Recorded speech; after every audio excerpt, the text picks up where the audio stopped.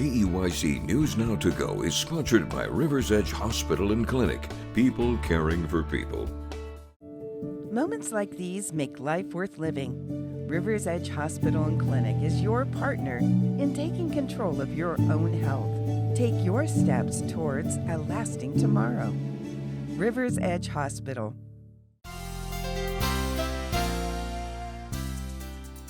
Hello, good morning, and thanks for joining us for this KEYC News Now to Go update. I'm Jackson Jurek, and in a few minutes, I'll be joined by First Alert meteorologist Caitlyn with a look at today's forecast and the week ahead.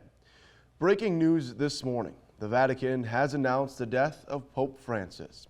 The 88-year-old pontiff died following a series of health challenges in recent years. Before being elected as Pope in 2013, he served as the Archbishop of Buenos Aires and was made a cardinal by Pope John Paul II. As Karen Kafer reports, from the beginning, Pope Francis had the common touch. From the beginning, Pope Francis had the common touch. Buonasera. A simple good evening from the newly elected Cardinal Jorge Mario Bergoglio from Argentina, the first pope ever from the Americas. Equally at home with the poor and the powerful. On the lawn of the White House, he made a plea for immigrants. As the son of an immigrant family, I'm happy to be a guest in this country, which was largely built by such families. The Pope focused much of his attention to those on the peripheries, as he called it, the outsiders excluded from society. Chi ha fame, The sete. hungry, the thirsty, the stranger, the naked, the sick, those in prison. He was not so popular at times inside the Vatican. Backlash from conservatives upset about his liberal approach to church teaching, promised reforms of financial transparency never fully materializing, and the scandal of sex abuse continuing to be the Catholic Church's biggest struggle. He met with victims. He expressed heartfelt sorrow. He expressed resolve to get this right. But, you know, most critics, many victims, would say that that wasn't matched with a policy follow-through. When the coronavirus pandemic hit in 2020, this image of the Pope blessing the world from an empty St. Peter's Square became a symbol for that desolate time. Francis urged nations to share their vaccines with poorer countries and vaccinated hundreds of homeless and underprivileged at the Vatican. From the beginning of the war in Ukraine in 2022, Francis was an outspoken advocate for peace. Francis avoided outright condemnation of Vladimir Putin, but publicly appealed to the Russian president, begging him to stop for the love of his people, the Pope said. He made similar appeals for peace during the conflict in the Middle East, saying that the Israel-Hamas war had descended into terrorism. He insisted that war is always a defeat and said self-defense that is not proportional is immoral. Francis's most important message was one of fraternity, that we are all brothers and sisters despite our differences. I'm Karen Kafer reporting. Mankato police are searching for a suspect in connection to a stabbing that happened Sunday afternoon. Mankato police say just before 12:30 p.m., officers responded to Eastport Drive for a report of a stabbing. Upon arrival, officers located a victim suffering from a stab wound to the neck. The victim was transported to Mayo Clinic Health System to be treated for the injury. The investigation has identified the suspect as 23-year-old Lul Gatbel Lul of Lake Crystal. Lul is a black male, approximately 6 feet tall, weighing 150 pounds. He was last seen wearing blue jeans and a white t-shirt. He was leaving the area in a white 2015 Chrysler 200 with Minnesota license plates RPP 986. Anyone with information about Lul's location is asked to call 911 or 507-387-8725. Continuing in local news, hundreds of protesters lined up in Mankato supporting a message of Stop the Cuts. Saturday afternoon, the large crowd gathering along Madison Avenue for a couple of hours with signs speaking out against some of the decisions coming from the current presidential administration, with the main focus being on the budget cuts handed down to a number of programs. The issues are hitting close to home for those at the rally, with multiple Minnesota State students detained by ICE in the past couple of weeks, and members of the group are concerned other local impacts could be on the way. I'm a retired nurse, and if they cut medical assistance, there's like 25% of the people in Minnesota, especially in rural Minnesota, benefit from medical assistance, and the consequences of that would be probably that The nursing homes would close. There would be unemployment because the nurses wouldn't be there. The doctors would probably leave the whole area.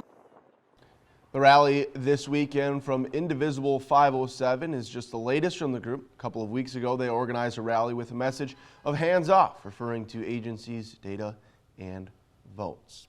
Switching gears back here in the studio, Caitlyn Lower joining me. Caitlyn, it was an on and off weekend, but I felt like if you got outside Saturday and early into the day Sunday, you did get to enjoy the Easter weekend. Oh, absolutely. We took Harvey to his first ever egg hunt in Waseca on Saturday, and for a 1.5-year-old, I'm going to say he did pretty well knowing how to pick up the eggs. Was not expecting that. So that was fun to see him actually grab the eggs and put them in. Saturday was beautiful. He even loved yesterday. He cannot not be inside. You put the raincoat on him, put the rain boots on him, he's good to go. There you go. So we even enjoyed the rainy times over the weekend and found ways to celebrate the Easter weekend as a family, and it was just a great weekend. And if you liked that weather, even though we have a few rain chances coming up this week, it's going to be a great week to get outside. I know you got some baseball and practice coming up, so the weather is in your favor for most of those days. Now here's a look at the precipitation chances. Believe it or not, we actually do have a little bit more rain on the way for tonight, but in between now and late tonight, we're actually going to get quite a bit of sunshine. I'll explain that here in just a minute. A couple isolated chances tomorrow morning and maybe tomorrow night, and then we're looking at more scattered chances on Thursday. We'll get a break from that, and then some more scattered chances going into Sunday night and Monday. So on again, off again rain chances are going to continue, but guess what? We're in the last week and a half of the month of April, which means these April showers are going to lead to that beautiful spring bloom, spring flowers. April showers bring May flowers, and that is what we're hoping for, along with the continuous improvements that we've been seeing on our drought monitor, showing those drought updates, kind of just that gradual improvement. These spotty rain chances is what you want to see, because this is how we stop being stagnant in either seeing improvements or declines in our drought monitor. Instead, with these spotty rain chances, instead of staying stagnant or worsening, we're actually getting those improvements.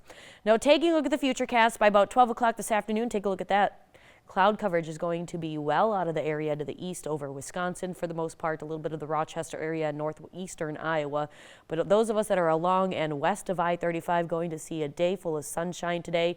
And then I mentioned that we're looking at that rain moving back into night, and the good news is most of us are going to be in bed by this time when those showers move in between 10 and 11 o'clock tonight. You might hear a few rumbles of thunder if you happen to be up, or I know some of us do work overnight, so that might pertain to you. If you work overnight, you might want to have that umbrella just anytime between 10 p.m. tonight and about 4 or 5 o'clock tomorrow morning. After that, those showers are going to clear out to the east into Wisconsin and up to the North Shore. Down here in southern Minnesota and northern Iowa, we're looking at all of that clearing out, making way for sunshine to return for tomorrow. So some of you may not even be awake at any point when that rain comes. You're going to go to bed to clear skies tonight, and you're going to wake up to more sunshine tomorrow. But with that little bit of rain on the way between now and 7 a.m. Thursday morning, we're looking at 1/10 of an inch to 1/4 of an inch of rain. But with that sunshine on the way today, it's going to be mild with a high of 63 degrees. Again, that chance for rain tonight. Couple rumbles of thunder possible, which also means a little bit of lightning possible, with a low of 46 degrees by tomorrow morning. Tomorrow, nothing but sunshine, beautiful temperatures with a very light breeze. We're looking at upper 60s, low 70s across the area. And then taking a look at your extended forecast, you'll see those spotty rain chances for Thursday and then next Sunday and Monday. But in between those rain chances, beautiful spring weather, anywhere in the 60s for most of the week, 70s tomorrow.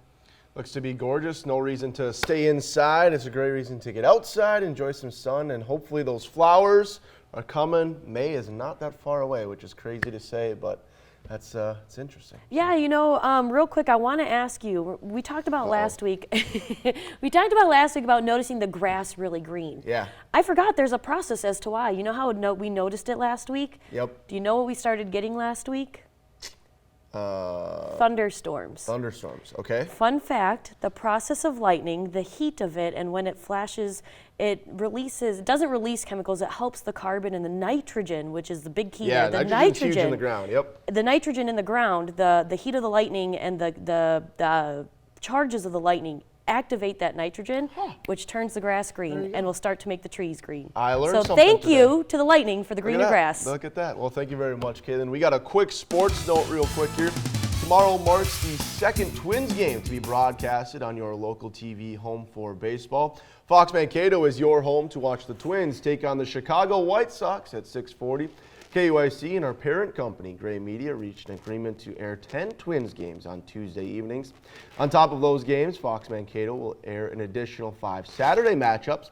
Don't miss the next matchup for Tuesday night, as the Twins are your home for local baseball. Fox Mankato. How about that? I know Sean Cable and I think Haley McCormick are heading up there on Tuesday, so that'll be fun for them, and we'll be able to catch a little bit of a live shot from up there. Yeah, and root for the Twins, not the Sox. Not the Sox. There you go. That's Caitlyn Laura. I'm Jackson Jurek. Thanks for watching this KEYC News Now to Go update. Stay with KEYC News Now for the latest local news, weather, and sports on our website. And download the free KEYC News and Weather apps for the latest headlines and forecast.